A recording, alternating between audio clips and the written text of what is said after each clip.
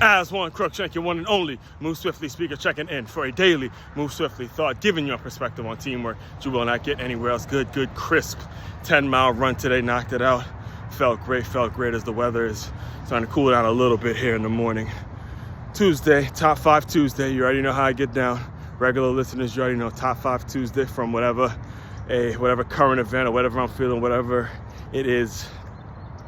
Kind of took in from the weekend, something that needs to be broken down into 5 categories, easily consumable stuff for the viewers. All right, so today's top five is the top 5 takeaways that I took from watching the Bills and Chiefs round one.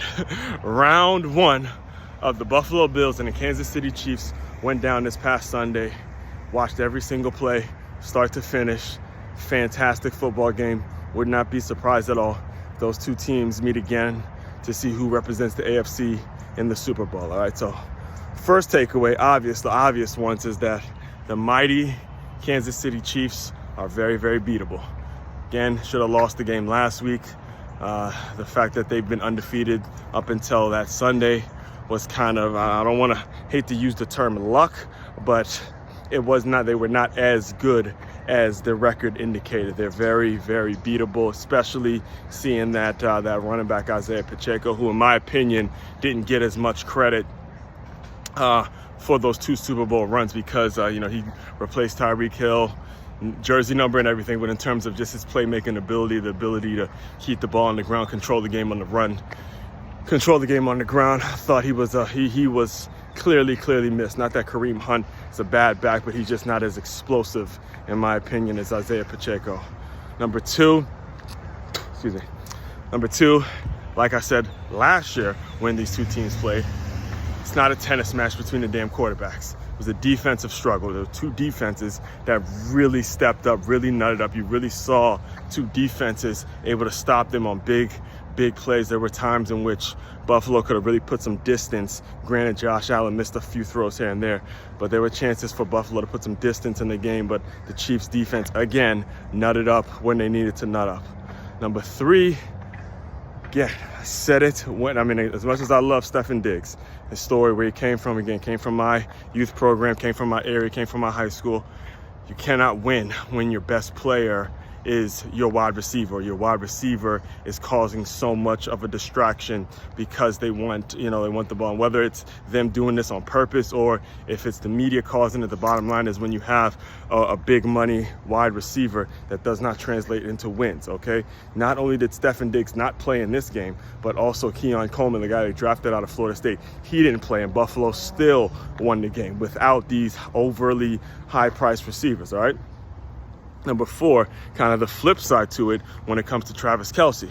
Again, unbelievably, probably the greatest tight end to ever play the game in terms of, what he can do and all the talent that he has coming from even his ability to block. I mean, he made some incredible blocks in that game that no one's going to actually talk about, but he blocked his ass off. He can go split out as a receiver. He is a tight end that is very rare. He's kind of a unicorn in the tight end world because of the amount of things he can do. He wasn't much of a factor, all right? He was not much of a factor. So number 4 is really understanding that the quality defensive coordinators out there know how to game plan and take your best player, the player that you want to get the ball to. They know how to use blitzes, or whether it's using blitzes or whether it's using zone coverage, whether it's using whatever it is, even if it's man, however it is you want to do it. They know how to remove your biggest threat from the game, which is why the touchdowns were scored by the other tight end, and actually Xavier Worthy, who's an absolute dog, or an absolute speedster. He was the one that they were dependent on to make a lot of plays. So number 4 is actually knowing that the defensive coordinator, again, it kind of lent itself to number 2, where defense is going to be whose defense steps up is going to be the reason that the game is won and lost, especially if and when they play in the playoffs. And number 5 is just that. Can't wait for round 2. I cannot wait for round 2 because both sides.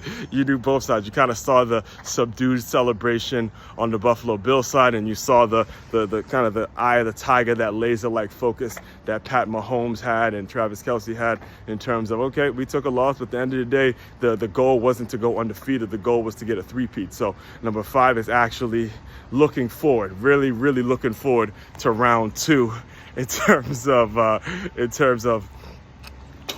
that Bills and Chiefs rivalry that's starting to really kind of dominate. It's starting to become your typical Colts and Patriots rivalry between, you had the Colts with Peyton Manning, and they were struggling defensively, and then you had the Patriots back with Tom Brady, but he had an incredible defense that was able to really manage.